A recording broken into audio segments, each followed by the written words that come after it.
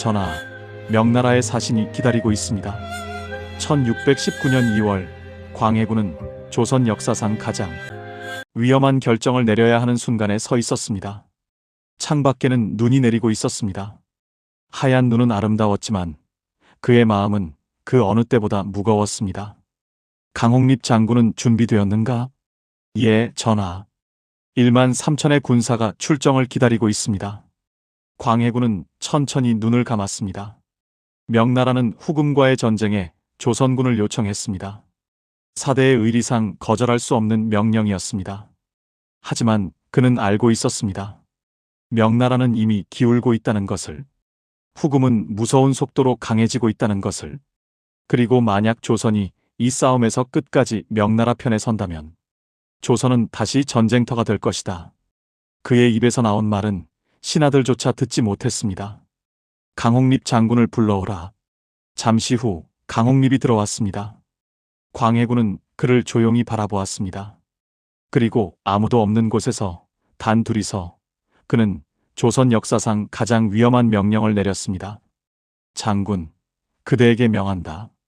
가되 끝까지 싸우지 말라. 강홍립의 눈이 커졌습니다. 전하, 그 말씀은 명나라를 돕되 후금을 적으로 만들지 말라. 싸우는 척하되 조선의 군사를 지켜라. 그리고 필요하다면 항복하라. 이것은 배신이었을까요? 아니면 생존이었을까요? 광해군은 알고 있었습니다. 이 선택이 훗날 자신을 폭군으로 만들 것이라는 사실을. 그러나 그는 선택했습니다. 명분 대신 생존을, 충신의 이름 대신 백성의 목숨을. 그날 밤 광해군은 홀로 창밖의 눈을 바라보며 중얼거렸습니다. 역사는 나를 용서하지 않을 것이다. 그러나 백성은 살 것이다. 과연 그는 폭군이었을까요? 아니면 시대가 요구한 가장 현실적인 왕이었을까요? 오늘 우리는 조선의 가장 논쟁적인 왕, 광해군의 진실을 찾아 떠납니다. 시청자 여러분, 안녕하세요. 오늘 우리가 함께 나눌 이야기는 단순한 역사 이야기가 아닙니다. 이것은 한 인간이 권력과 현실, 명분과 생존 사이에서 어떤 선택을 했는지에 대한 이야기입니다. 광해군. 그는 조선왕 조실록에서 유일하게 군이라는 이름으로 남은 왕입니다. 조나 종이라는 묘호를 받지 못한 왕. 폭군으로 기록된 왕. 하지만 오늘 우리는 그 기록 너머의 진실을 들여다볼 것입니다. 400년 전 그가 서 있던 그 자리에서 그가 마주한 선택들을 함께 바라볼 것입니다. 그리고 여러분께 묻겠습니다. 만약 당신이 그 자리에 있었다면 어떤 선택을 했을까요? 이 이야기가 궁금하시다면 지금 바로 구독 버튼을 눌러주세요. 그리고 좋아요를 눌러주신다면 더 많은 분들이 이 이야기를 들을 수 있을 것입니다. 역사는 승자의 기록입니다. 하지만 때로는 패자의 이야기에서 더 큰 진실을 발견할 수 있습니다. 자, 이제 시작하겠습니다. 1608년 임진왜란이 끝난 지 10년. 한 남자가 조선의 왕이 됩니다. 그러나 그는 처음부터 왕이 될 운명이 아니었습니다. 1575년 봄, 한양의 궁궐 깊은 곳 한 아기가 태어났습니다.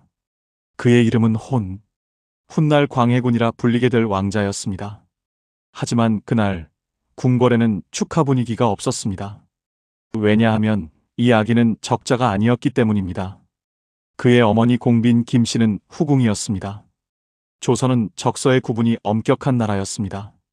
아무리 왕자라 해도 적자가 아니면 왕이 될 수 없었습니다. 그리고 선조에게는 이미 정비의인왕후가 있었습니다. 어린 광해는 궁궐 한쪽에서 자랐습니다. 아버지 선조는 그를 총애했지만 그것만으로는 부족했습니다. 왜냐하면 조선의 왕은 신하들이 선택하기 때문입니다. 어린 광해는 책을 읽고 글을 배웠습니다. 총명했습니다. 스승들은 그의 재능을 인정했습니다. 하지만 동시에 안타까워했습니다. 적자였다면. 광해는 그 말을 수없이 들으며 자랐습니다. 그는 알고 있었습니다. 자신이 아무리 뛰어나도 적자가 아니라는 이유만으로 왕이 될 수 없다는 사실을. 그래서 그는 더 열심히 공부했습니다. 더 많이 배웠습니다. 언젠가 기회가 온다면 준비되어 있기 위해서였습니다. 광해가 15세 되던 해 중요한 사건이 일어났습니다. 선조의 정비 의인왕후가 세상을 떠난 것입니다. 그리고 슬하에 자식이 없었습니다. 이제 왕위 계승 문제가 급부상했습니다. 선조에게는 여러 명의 왕자가 있었습니다. 그중 광해는 둘째였습니다. 첫째는 임해군이었습니다. 신하들은 고민했습니다. 적자가 없으니 서자 중에서 세자를 정해야 합니다. 그렇다면 장자인 임해군이 마땅하지 않겠습니까? 그러나 임해군은 성품이 임해군은 난폭하고 방탕했습니다. 왕의 자질이 부족하다는 평가가 지배적이었습니다. 반면 광해는 침착하고 총명했습니다. 그러나 문제가 있었습니다. 선조가 계속해서 세자 책봉을 미루는 것이었습니다. 왜일까요? 선조는 의인왕후가 죽은 후 새로운 왕비를 맞이했습니다. 인목왕후였습니다. 그리고 선조는 생각했습니다. 만약 인목왕후가 아들을 낳는다면 그 아이가 적자가 될 것이다. 이것이 광해의 비극이 시작되는 지점이었습니다. 1592년 4월 임진왜란 발발. 그때 역사가 움직였습니다. 왜군 15만이 부산에 상륙했습니다. 조선은 준비되지 않았습니다. 200년간의 평화는 군대를 약하게 만들었고 당파 싸움은 조정을 분열시켰습니다. 전쟁이 시작된 지 한 달도 안 되어 한양이 함락되었습니다. 선조는 피난을 떠났습니다. 그리고 이 절박한 순간 선조는 결정을 내렸습니다. 광해를 세자로 책봉한다. 이것은 사랑이 아니었습니다. 필요였습니다. 왕은 피난을 떠나야 했지만 누군가는 남아서 백성을 수습해야 했습니다. 그리고 만약 왕이 죽는다면 왕위를 이을 자가 명확해야 했습니다. 광해는 17세의 나이에 세자가 되었습니다. 그러나 그것은 축복이 아니라 시험이었습니다. 세자는 남아서 의병을 모으고 백성을 안정시켜라. 선조의 명령이었습니다. 광해는 머리를 숙였습니다. 명을 받들겠습니다. 그날부터 광해의 전쟁이 시작되었습니다. 그는 전장을 누볐습니다. 의병장들을 만났습니다. 백성들을 위로했습니다. 왕은 멀리 피난을 떠났지만 세자는 백성과 함께 있었습니다. 어느 날 광해는 불탄 마을을 지나갔습니다. 집들은 재가 되었고 시신들이 길가에 널려 있었습니다. 살아남은 백성들은 굶주린 눈으로 그를 바라보았습니다. 한 노인이 다가왔습니다. 세자 저하, 왕께서는 어디 계십니까? 광해는 대답할 수 없었습니다. 노인은 쓰게 웃었습니다. 역시 우리를 버리고 가셨군요. 아니요. 광해가 소리쳤습니다. 내가 여기 있소. 내가 여기 백성과 함께 있소. 노인은 광해를 바라보았습니다. 그리고 천천히 고개를 숙였습니다. 그날 밤 광해는 잠을 이룰 수 없었습니다. 그는 깨달았습니다. 왕이란 무엇인가? 왕의 의무란 무엇인가? 왕은 백성을 지키는 자입니다. 백성이 고통받는데 피난을 떠나는 것은 왕의 도리가 아닙니다. 그러나 그의 아버지 선조는 그렇게 했습니다. 이것은 광해에게 평생의 상처로 남았습니다. 동시에 평생의 교훈이 되었습니다. 나는 절대 백성을 버리지 않겠다. 전쟁은 7년간 계속되었습니다. 그 7년 동안 광해는 전장에서 살았습니다. 그는 의병장들과 협력했습니다. 명나라 군대와 조율했습니다. 군량을 모으고 백성을 위로하고 전략을 짰습니다. 선조는 멀리서 지시를 내렸습니다. 그러나 실제로 전쟁을 치른 것은 광해였습니다. 이 시기 광해는 귀중한 경험을 쌓았습니다. 첫째, 외교의 중요성을 배웠습니다. 조선은 명나라의 도움으로 왜군을 막았습니다. 하지만 명나라 군대도 문제였습니다. 그들은 조선을 약탈했고 조선 백성을 무시했습니다. 광해는 배웠습니다. 강대국 사이에서 약소국이 살아남는 법을. 둘째, 백성의 힘을 알았습니다. 조선을 구한 것은 정규군이 아니라 의병이었습니다. 곽재우, 조헌, 김시민. 이름 없는 백성들이 나라를 지켰습니다. 광해는 깨달았습니다. 왕의 힘은 백성에게서 나온다는 사실을. 셋째, 현실의 냉혹함을 배웠습니다. 전쟁에서 이념은 무의미했습니다. 중요한 것은 살아남는 것이었습니다. 이 세 가지 교훈은 훗날 광해의 정치를 결정짓는 핵심이 되었습니다. 도요토미 히데요시가 죽었습니다. 왜군은 철수했습니다. 7년간의 전쟁이 끝났습니다. 그러나 조선은 패허였습니다.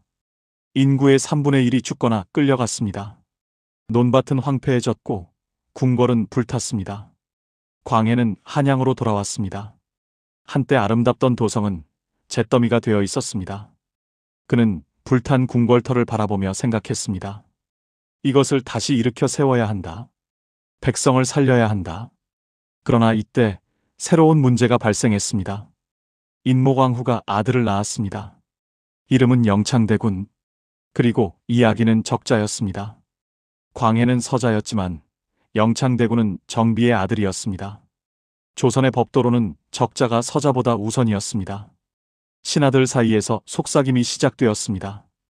이제 적자가 계시니 세자를 바꿔야 하는 것 아니겠는가? 그러나 광해, 세자는 전쟁 내내 공을 세우셨습니다. 법도는 법도입니다. 적서의 구분은 조선의 근본입니다. 선조는 흔들렸습니다. 사실 선조는 광해를 그다지 사랑하지 않았습니다. 전쟁 중에 세자로 책봉한 것도 어쩔 수 없는 선택이었습니다. 이제 적자가 태어났으니 그는 생각했습니다. 영창을 세자로 삼을 수는 없을까? 광해는 알았습니다. 자신의 위치가 위태롭다는 것을, 언제든 폐위될 수 있다는 것을 그는 견뎌야 했습니다. 조용히 신중하게. 선조가 위독해졌습니다. 죽음을 앞둔 선조는 마지막까지 망설였습니다. 광해를 다음 왕으로 인정해야 하는가, 아니면 영창에게 기회를 줘야 하는가. 결국 그는 명확한 결정을 내리지 못한 채 세상을 떠났습니다. 대신들이 모였습니다. 이제 세자가 즉위하셔야 합니다. 그러나 일부 신하들은 주저했습니다. 그들은 영창대군을 지지하는 자들이었습니다. 하지만 명분은 광해에게 있었습니다. 그는 이미 세자였고 전쟁 중에 나라를 지킨 공이 있었습니다. 광해군이 조선의 제15대 왕으로 즉위했습니다. 그의 나이 33세였습니다. 그러나 이것은 시작일 뿐이었습니다. 광해를 둘러싼 진짜 전쟁은 이제부터였습니다. 광해군이 왕이 되던 날 하늘은 흐렸습니다. 즉위식은 간소했습니다. 궁궐은 여전히 전쟁의 상처를 치유하지 못했고 국고는 텅 비어 있었습니다. 신하들이 절을 올렸습니다. 성상 만세, 만만세. 그러나 광해는 알고 있었습니다. 이 절 속에 진심이 얼마나 있는지를. 절을 올리는 신하들 중 일부는 그를 진짜 왕으로 인정하지 않았습니다. 그들의 마음속에는 어린 영창대군이 있었습니다. 저들은 기회만 되면 나를 끌어내리려 할 것이다. 광해는 각오했습니다. 왕이 되는 것과 왕으로 남는 것은 다른 문제였습니다. 광해군은 즉위 후 첫 번째 대신 회의를 소집했습니다. 경들의 의견을 듣고자 한다. 지금 조선이 가장 시급하게 해야 할 일은 무엇인가? 영의정이 대답했습니다. 전하, 무엇보다 민생 회복이 급선무입니다. 전쟁으로 백성들이 굶주리고 있습니다. 호조 판서가 말했습니다. 국고가 바닥났습니다. 세금을 걷어야 하는데 백성들에게 거둘 것이 없습니다. 병조 판서가 말했습니다. 군대를 재건해야 합니다. 왜군은 물러갔지만 언제 다시 올지 모릅니다. 광해는 모든 말을 들었습니다.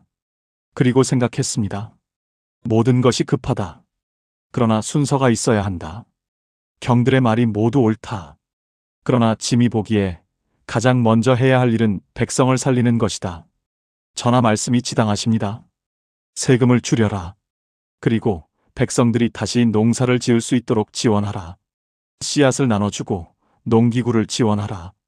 그러나 전하, 국고는 나중에 채우면 된다.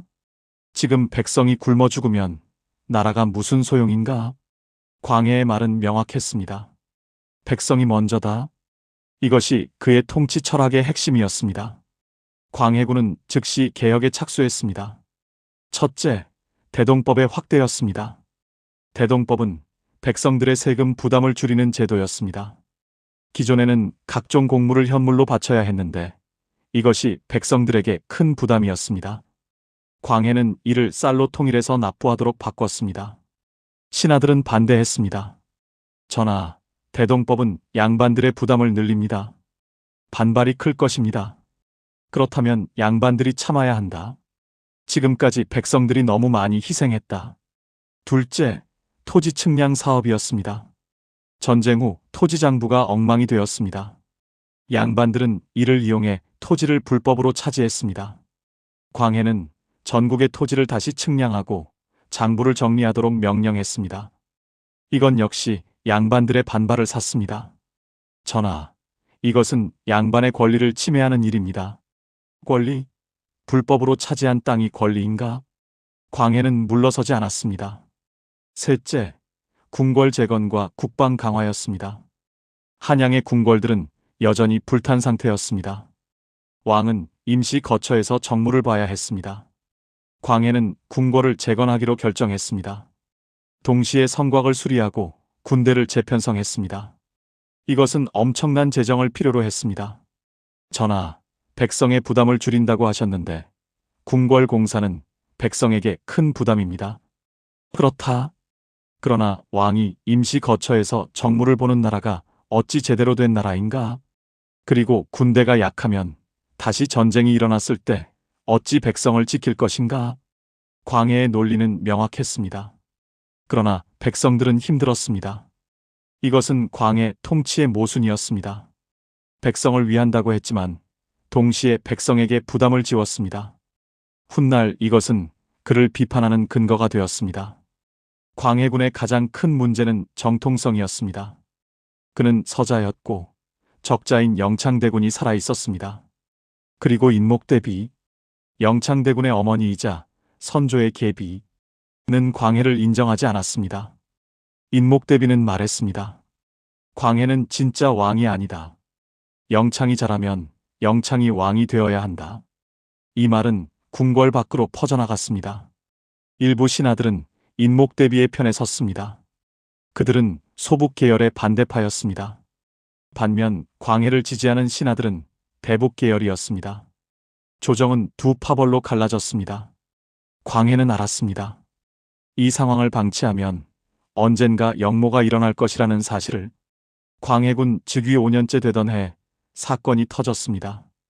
개추곡사였습니다. 어느 날 한 고변이 들어왔습니다. 서양갑 등이 역모를 꾸미고 있습니다. 그들은 영창대군을 추대하려 합니다. 광해는 즉시 조사를 명령했습니다. 조사 결과 일부 신하들이 정말로 영창대군을 왕으로 옹립하려는 모의를 했다는 증거가 나왔습니다. 광해는 선택의 기로에 섰습니다. 첫째 선택 관대하게 처리한다. 주모자 몇 명만 처벌하고 나머지는 용서한다. 둘째 선택 엄하게 처리한다. 역모에 관련된 모든 자를 처벌하고 영창대군까지 제거한다. 광해는 고민했습니다. 만약 관대하게 처리하면 훗날 또다시 역모가 일어날 것입니다. 영창대군이 살아있는 한 그는 언제나 반란의 명분이 될 것입니다. 그러나 엄하게 처리하면 그는 폭군이 될 것입니다. 광해는 결국 둘째 선택을 택했습니다. 역모에 가담한 신하들을 처형했습니다. 수십 명이 죽었습니다. 그리고 영창대군을 강화도로 유배 보냈습니다. 영창대군은 그때 겨우 7세였습니다. 강화도에 도착한 영창대군은 좁은 방에 갇혔습니다. 그리고 한겨울 그 방에 불을 떼지 않았습니다. 얼마 후 영창대군은 추위와 병으로 죽었습니다. 7세의 아이가 죽었습니다. 이 소식이 전해지자 조선은 충격에 빠졌습니다. 왕이 어린 동생을 죽였다. 패륜이다. 광해군은 폭군이다.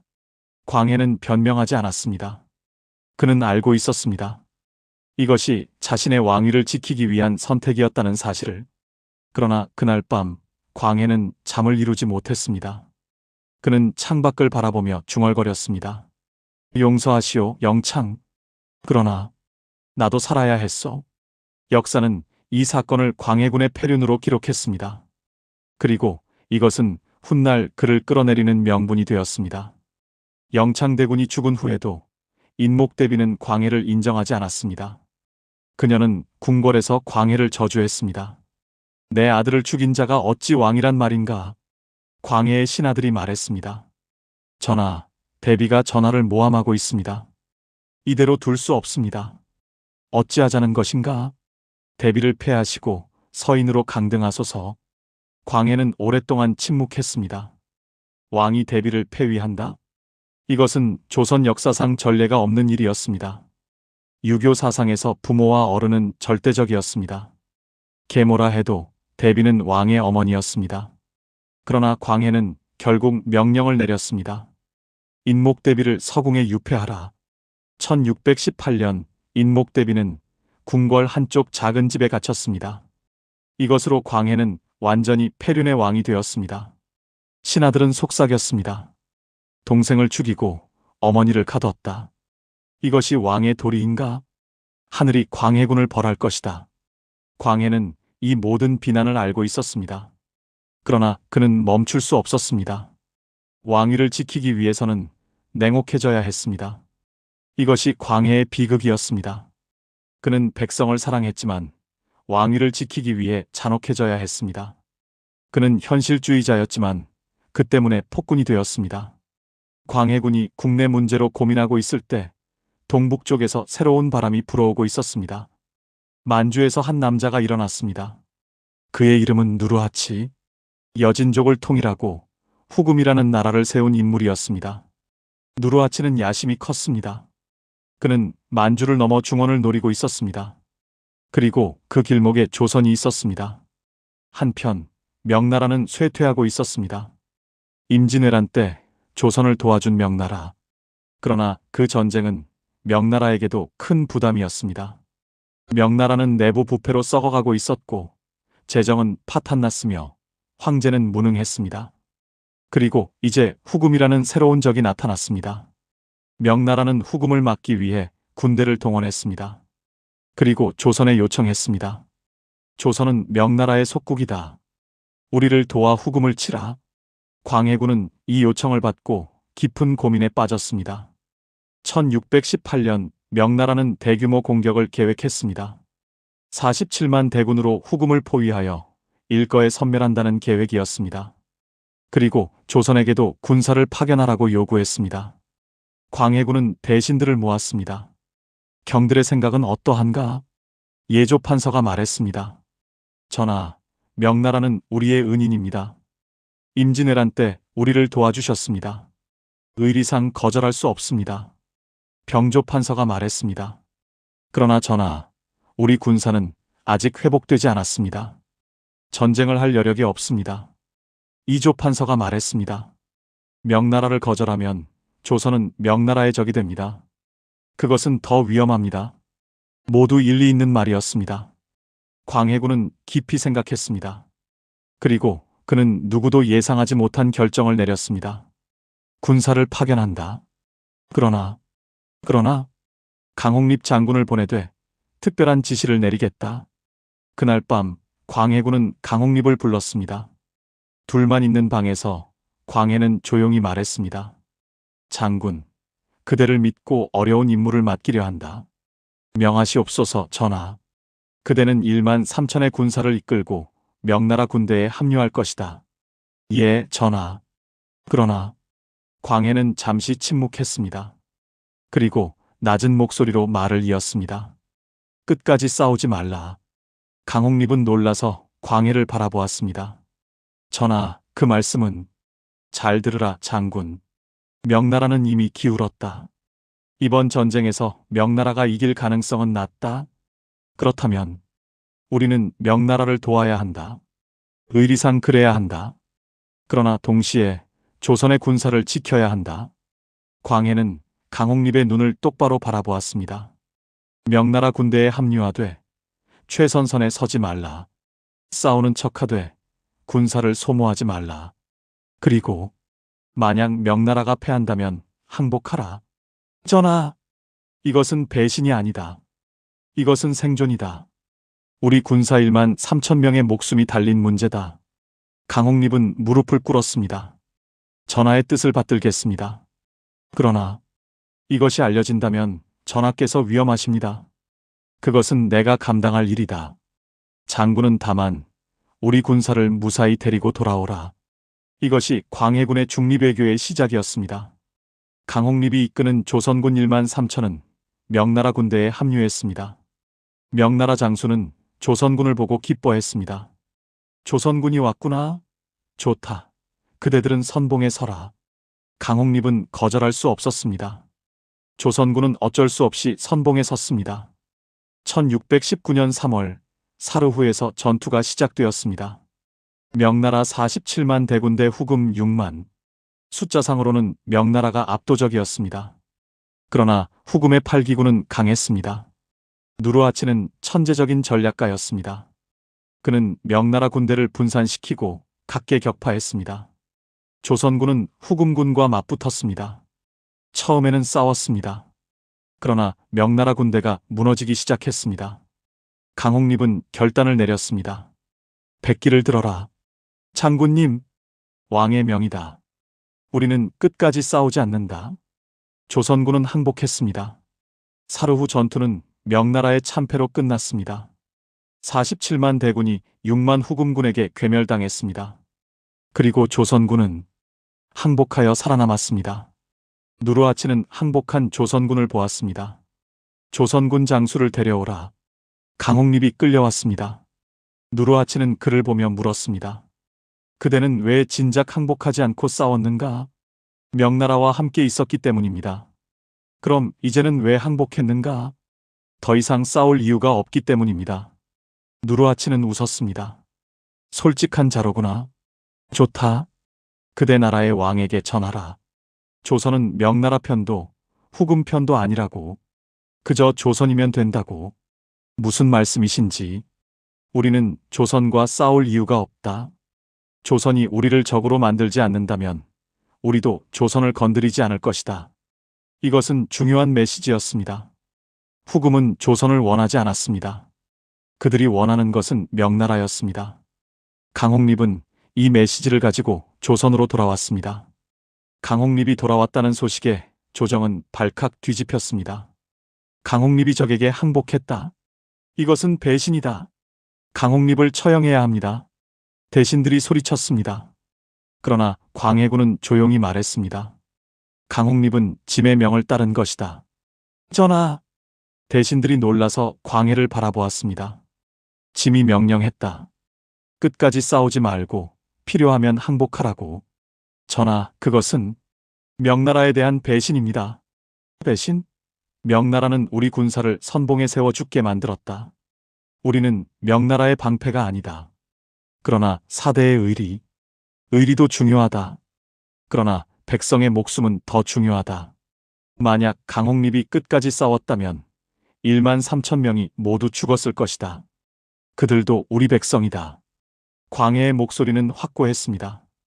대신들은 할 말을 잃었습니다. 당연히 명나라는 분노했습니다. 명나라 사신이 한양에 왔습니다. 조선이 배신했다. 조선군이 항복하여 우리 군대가 패했다. 광해군은 사신을 만났습니다. 조선군은 최선을 다해 싸웠다. 그러나 명나라 군대가 무너져 어쩔 수 없이 항복했다. 거짓말이다.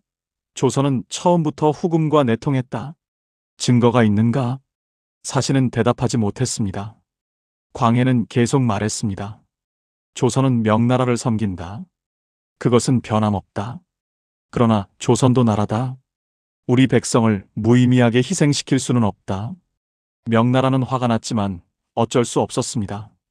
왜냐하면 명나라는 이미 약해졌기 때문입니다. 조선을 징벌할 여력이 없었습니다. 이후 광해군은 놀라운 외교를 펼쳤습니다. 명나라에게는 계속 사대의 예를 갖췄습니다. 조공을 보내고 명나라 연호를 사용했습니다. 동시에 후금에게는 적대하지 않았습니다. 후금이 사신을 보내면 받아들였고 적당히 선물을 주고받았습니다. 이것은 매우 위험한 줄타기였습니다. 명나라가 알면 조선을 배신자로 몰 것이고 후금이 의심하면 조선을 공격할 것입니다. 그러나 광해는 이 줄타기를 완벽하게 해냈습니다. 그는 명나라에게 말했습니다. 우리는 약소국입니다. 후금이 위협하면 어쩔 수 없이 좋은 말로 달래야 합니다. 그러나 우리 마음은 언제나 명나라와 함께 있습니다. 후금에게는 말했습니다. 우리는 오랫동안 명나라를 섬겨왔습니다. 갑자기 등을 돌릴 수는 없습니다. 그러나 후금을 적대할 생각도 없습니다. 양쪽 모두 불만스러워했지만 조선을 칠 명분은 없었습니다. 그러나 조선 내부에서는 비판이 빗발쳤습니다. 특히 서인 계열의 신하들이 거세게 반대했습니다. 전하, 이것은 사대의 의리를 저버리는 것입니다. 명나라는 우리의 은인입니다. 임진왜란 때 우리를 구해주셨습니다. 후금은 오랑캐입니다. 오랑캐와 손을 잡는다는 것은 조선의 정체성을 버리는 것입니다. 광해는 이런 비판을 들으며 대답했습니다. 짐도 명나라에 대한 의리를 잊지 않았다. 그러나 세상이 변하고 있다. 명나라는 약해지고 후금은 강해지고 있다. 그래도 의리는 지켜야 합니다. 의리를 지키다가 나라가 망하면 어쩔 것인가? 의리는 살아있을 때 지킬 수 있다. 이것은 평행선이었습니다. 유교적 명분을 중시하는 신하들과 현실적 생존을 중시하는 왕. 이 간극은 좁혀지지 않았습니다. 1623년 초 광해군은 창덕궁에서 홀로 밤을 보내고 있었습니다. 창밖에는 눈이 내렸습니다. 그는 눈을 바라보며 생각했습니다. 나는 옳은 선택을 했는가? 임진왜란 이후 15년 조선은 다시 일어섰습니다. 백성들은 굶주림에서 벗어났고 국가 재정은 회복되었으며 군대는 재건되었습니다. 그리고 무엇보다 전쟁은 없었습니다. 명나라와 후금이 싸우는 동안 조선은 평화를 유지했습니다. 이것이 내가 원한 것이다. 백성이 평화롭게 사는 것. 그러나 대가는 컸습니다. 신하들은 그를 배신자라 불렀고 명나라는 그를 불신했으며 백성들은 그를 폭군이라 여겼습니다. 영창대군을 죽이고 인목대비를 가두고 수많은 정적을 숙청한 왕. 나는 괴물이 되었다. 그러나 광해는 후회하지 않았습니다. 이것이 왕의 무게다. 누군가는 이 무게를 져야 한다. 그날 밤 광해는 알지 못했습니다. 자신에게 남은 시간이 얼마 없다는 사실을. 한양의 어느 저택.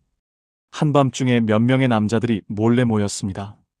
김유, 이귀, 최명길, 신경진. 그들은 모두 서인 계열의 신하들이었습니다. 촛불 아래에서 그들은 낮은 목소리로 이야기를 나눴습니다. 더 이상 참을 수 없소. 광해군은 폭군이요. 영창대군을 죽이고 대비를 폐위하고 신하들을 마음대로 죽이고 그뿐이 아니요. 명나라를 배신하고 오랑캐와 손을 잡았소. 이것은 반정의 명분이 충분하오. 김유가 조용히 말했습니다. 그러나 반정에는 명분만으로 부족하오. 힘이 필요하오. 군사가 필요하오. 그렇다면 능양군을 추대하는 것이 어떻겠소? 능양군, 선조의 손자이자 광해군의 조카였습니다. 그는 왕족이었지만 정치에 관여하지 않고 조용히 살고 있었습니다. 능양군이 우리를 따를까요? 설득해야 하오. 며칠 후 김유와 이귀는 능양군을 찾아갔습니다. 능양군은 그들을 보고 긴장했습니다. 무슨 일로 오셨소? 김유가 조심스럽게 말했습니다. 대군, 조선이 위태롭습니다. 무슨 말씀이시오? 광해군은 패륜의 왕입니다. 동생을 죽이고 어머니를 가뒀습니다. 이것은 천리에 어긋나는 일입니다. 능양군은 침묵했습니다. 이귀가 말을 이었습니다. 뿐만 아니라 명나라를 배신하고 오랑캐와 내통했습니다. 이것은 조선의 정체성을 버리는 것입니다. 그렇다고 제가 무엇을 할 수 있겠습니까? 김유가 무릎을 꿇었습니다. 대군께서 일어나 주십시오. 광해군을 폐위하고 대군께서 왕이 되어 주십시오. 능양군은 놀라서 뒤로 물러났습니다. 그것은 역모입니다. 역모가 아닙니다. 폭군을 제거하고 정의를 바로 세우는 것입니다. 능양군은 고민했습니다. 솔직히 그도 광해군이 불편했습니다. 영창대군의 죽음은 충격이었고 인목대비의 폐위는 이해할 수 없었습니다. 그러나 반정, 제게 시간을 주십시오. 대군, 시간이 없습니다.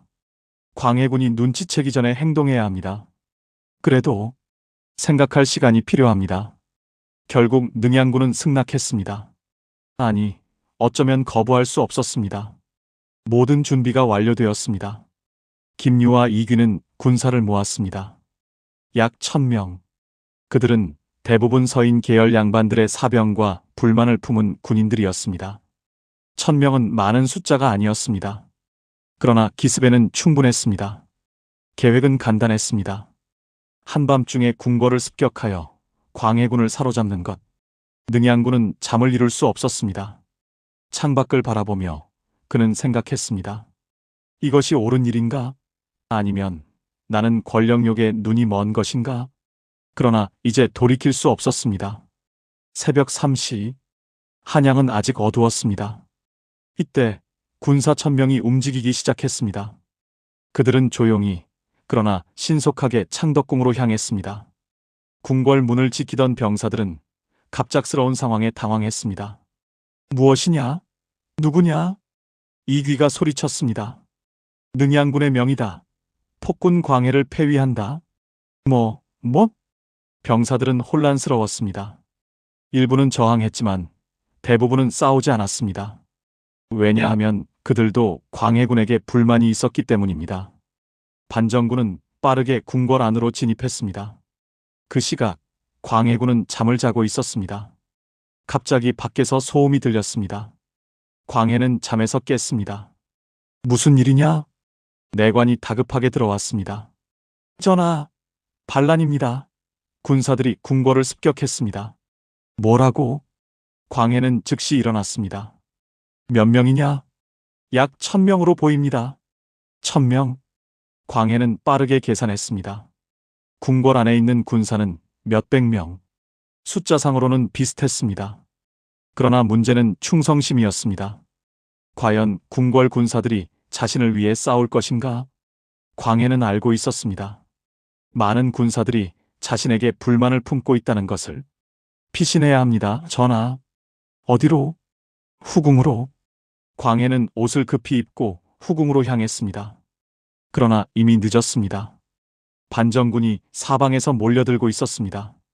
광해군은 궁궐 뒷문을 통해 도망치려 했습니다. 몇 명의 충성스러운 내관들이 그를 호위했습니다.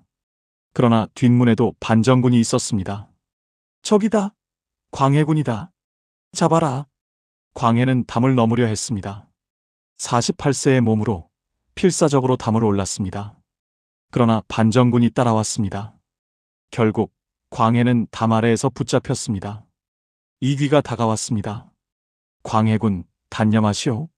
광해는 땅에 주저앉았습니다. 그는 숨을 헐떡이며 반정군을 바라보았습니다. 누구의 명령이냐? 능양군의 명입니다. 능양이. 광해는 쓰게 웃었습니다. 그래, 결국 이렇게 되는구나. 새벽이 밝았습니다. 한양 도성에 소문이 퍼졌습니다. 광해군이 폐위되었다. 능양군이 새 왕이 되었다. 백성들은 복잡한 표정을 지었습니다. 일부는 기뻐했습니다.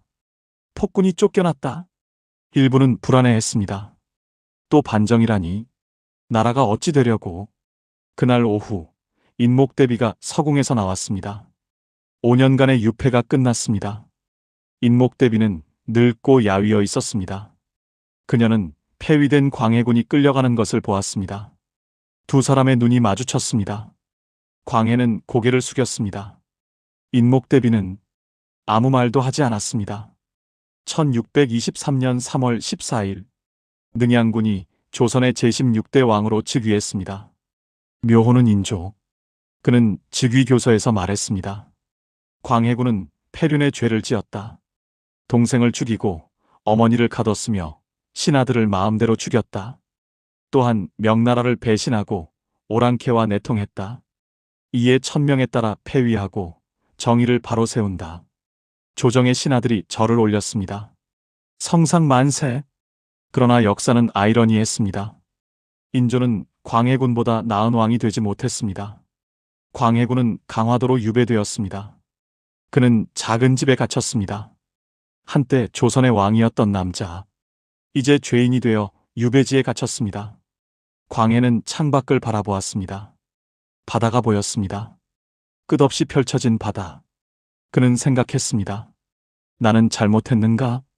영창대군을 죽인 것, 인목대비를 가둔 것, 수많은 신하들을 숙청한 것. 이것들은 분명 잘못이었습니다. 그러나 나는 나라를 지키려 했다. 백성을 살리려 했다. 명나라와 후금 사이에서 줄타기를 한 것. 이것은 배신이 아니라 생존 전략이었습니다. 인조는 알까? 앞으로 무슨 일이 벌어질지. 광해는 알고 있었습니다. 인조가 친명 정책을 고집하면 조선은 후금의 공격을 받을 것이라는 사실을. 광해의 예상은 빨리 현실이 되었습니다. 1624년 인조 즉위 1년 만에 반란이 일어났습니다. 이괄의 난이었습니다. 이괄은 인조 반정에 공을 세운 장수였습니다. 그러나 인조는 그에게 충분한 보상을 주지 않았습니다. 분노한 이괄은 군사를 일으켰습니다. 인조를 폐위하고 광해군을 복위시킨다. 이것은 명분이었습니다. 사실 이괄은 자신이 권력을 잡고 싶었던 것입니다. 그러나 중요한 것은 인조 정권이 이미 불안하다는 사실이었습니다. 결국 이괄의 난은 진압되었습니다. 그러나 조선은 혼란스러웠습니다. 광해가 걱정한 일이 드디어 일어났습니다. 1627년 후금이 조선을 침공했습니다. 정묘호란이었습니다. 후금의 명분은 명확했습니다. 조선이 인조 반정으로 친명 정권을 세웠다. 이것은 우리에 대한 적대 행위다. 광해군 때는 후금과 적대하지 않았습니다. 그래서 평화가 유지되었습니다. 그러나 인조는 명나라만을 섬기겠다고 선언했습니다. 후금은 이것을 용납하지 않았습니다. 3만 후금군이 조선을 침공했습니다. 조선군은 속수무책이었습니다. 인조는 또다시 피난을 떠났습니다. 강화도로. 아버지 선조처럼 인조도 백성을 버리고 도망쳤습니다. 결국 조선은 후금과 굴욕적인 조약을 맺었습니다. 형제의 맹약. 조선과 후금이 형제 관계가 된다는 것이었습니다. 강화도에 유배된 광해군은 이 소식을 들었습니다. 그는 창밖을 바라보며 중얼거렸습니다. 결국 이렇게 되었구나. 그는 슬펐습니다. 그러나 놀라지는 않았습니다. 내가 막으려 했던 전쟁이 일어났다. 만약 광해군이 계속 왕이었다면 이 전쟁은 일어나지 않았을지도 모릅니다. 그러나 역사에 만약은 없습니다. 더 큰 비극이 기다리고 있었습니다. 1636년 후금은 국호를 청으로 바꾸고 황제국을 선포했습니다. 그리고 조선에게 요구했습니다. 조선은 청나라를 황제의 나라로 섬겨라. 인조는 거절했습니다. 우리는 명나라를 섬긴다. 오랑캐를 황제로 인정할 수 없다. 분노한 청나라는 12만 대군을 동원하여 조선을 침공했습니다. 병자호란. 조선 역사상 가장 굴욕적인 전쟁이었습니다. 인조는 남한산성으로 피난했습니다. 47일간 포위되었습니다. 추운 겨울, 식량은 떨어졌고 병사들은 얼어 죽었습니다. 결국 인조는 항복했습니다. 1637년 1월 삼전도. 인조는 청나라 황제 앞에 무릎을 꿇었습니다. 그리고 3번 절하고 9번 머리를 땅에 찧었습니다. 309 고두례. 조선의 왕이 오랑캐 황제에게 굴복한 것입니다. 청나라는 조선에서 인지를 데려갔습니다. 소현세자와 복림대군. 인조의 아들들이었습니다. 수십만 명의 백성들이 포로로 끌려갔습니다. 강화도의 작은 집. 67세의 광해군이 누워 있었습니다. 그는 늙고 병들었습니다. 18년간의 유배 생활. 한때 왕이었던 남자는 이제 죽음을 기다리고 있었습니다. 그의 마지막 날, 한 늙은 신하가 찾아왔습니다. 광해 시절을 함께했던 옛 신하였습니다. 전하. 광해는 눈을 떴습니다. 누구시오? 소인입니다, 전하. 옛날 전하를 모셨던. 광해는 희미하게 웃었습니다. 아, 기억하오. 자네도 늙었구려. 전하도. 두 노인은 한동안 침묵했습니다. 신하가 조심스럽게 물었습니다. 전하, 후회되십니까? 광해는 창밖을 바라보았습니다. 후회? 그래, 후회되는 것도 있지. 무엇이십니까? 영창을 죽인 것, 대비를 가둔 것. 그것들은 너무 잔혹했소. 그러나 어쩔 수 없으셨습니다. 어쩔 수 없었다는 것이 변명이 될 수 있을까? 나는 왕이었소. 왕은 더 나은 길을 찾았어야 했소. 신하는 눈물을 흘렸습니다. 광해는 계속 말했습니다. 그러나 한 가지는 후회하지 않소. 무엇입니까? 중리배교. 명나라와 후금 사이에서 줄타기를 한 것. 그것만큼은 옳았다고 생각하오. 전하, 보시오. 인조가 명나라만 고집하여 무슨 일이 일어났소? 두 번의 호란이 일어났고 왕이 오랑캐에게 굴복했소. 광해의 목소리는 떨렸습니다. 만약 내가 계속 왕이었다면 그 전쟁들을 막을 수 있었을 것이오. 그러셨을 것입니다, 전하. 광해는 눈을 감았습니다. 역사는 나를 폭군으로 기록할 것이오. 그것은 어쩔 수 없소. 나는 실제로 잔혹한 일들을 했으니까. 그러나 언젠가 먼 훗날 누군가는 이해해 줄 것이오. 내가 왜 그런 선택을 했는지. 그날 밤 광해군은 조용히 눈을 감았습니다. 67년의 삶이 끝났습니다. 조선의 제15대 왕 광해군. 왕으로 15년을 살고 죄인으로 18년을 살았던 남자. 그는 폭군으로 기록되었지만 현실주의자였던 왕. 그는 명분 대신 생존을 택했고 그 대가로 왕좌를 잃었습니다. 광해군이 죽은 후에도 조선의 고난은 계속되었습니다. 인조는 광해를 폐위하며 정의를 바로 세운다고 했습니다. 그러나 인조의 통치는 광해보다 더 비극적이었습니다. 병자호란 이후 조선은 청나라의 속국이 되었습니다. 명나라에 대한 의리를 지키겠다던 인조는 결국 청나라에 무릎을 꿇었습니다. 광해군이 피하려 했던 바로 그 굴욕을 조선왕 조실록은 승자의 기록입니다. 인조 반정 세력은 광해군을 극도로 부정적으로 기록했습니다. 광해군은 패륜의 왕이다. 명나라를 배신한 역적이다. 백성을 괴롭힌 폭군이다. 이 기록들은 사실일까요? 부분적으로는 사실입니다. 광해군은 실제로 영창대군을 죽였고 인목대비를 폐위했으며 많은 신하들을 숙청했습니다. 이것들은 분명한 잘못이었습니다. 그러나 전체 진실은 더 복잡합니다. 현대 역사학자들은 광해군을 다시 평가하고 있습니다. 첫째, 임진왜란 이후의 국가재건. 광해군은 즉위 후 전쟁으로 폐허가 된 나라를 놀라운 속도로 재건했습니다. 대동법을 확대하여 백성의 세금 부담을 줄였습니다. 토지대장을 재정비하여 양반들의 불법 토지 겸병을 막았습니다. 궁궐과 성곽을 재건하여 국가 위상을 회복했습니다. 둘째, 놀라운 외교 능력. 광해군의 중립외교는 당시로서는 매우 진보적인 전략이었습니다. 명나라와 후금, 두 강대국 사이에서 줄타기를 하며 전쟁을 막았습니다. 만약 광해군이 계속 집권했다면 정묘호란과 병자호란은 일어나지 않았을 가능성이 높습니다. 셋째, 실용주의 정치. 광해군은 이념보다 현실을 중시했습니다. 유교적 명분론에 사로잡히지 않고 백성의 실제 삶을 개선하는 데 집중했습니다. 그러나 광해군의 잘못도 분명합니다. 첫째, 정통성 문제를 폭력으로 해결하려 한 것. 영창대군과 인목대비 문제는 더 지혜롭게 해결할 방법이 있었을 것입니다. 영창대군을 죽이지 않고도 그를 정치적으로 무력화시킬 방법이 있었을 것입니다. 둘째, 신하들과의 소통 실패. 광해군은 자신의 정책을 신하들에게 충분히 설명하지 않았습니다. 중립외교의 필요성을, 현실주의의 중요성을 설득하지 못했습니다. 결국 대다수 신하들을 적으로 만들었습니다. 셋째, 과도한 궁궐 공사. 광해군은 궁궐 재건에 과도한 재정을 투입했습니다. 백성의 부담을 줄이겠다고 하면서도 동시에 큰 공사를 벌여 백성을 동원했습니다. 이것은 모순이었고 백성들의 불만을 샀습니다.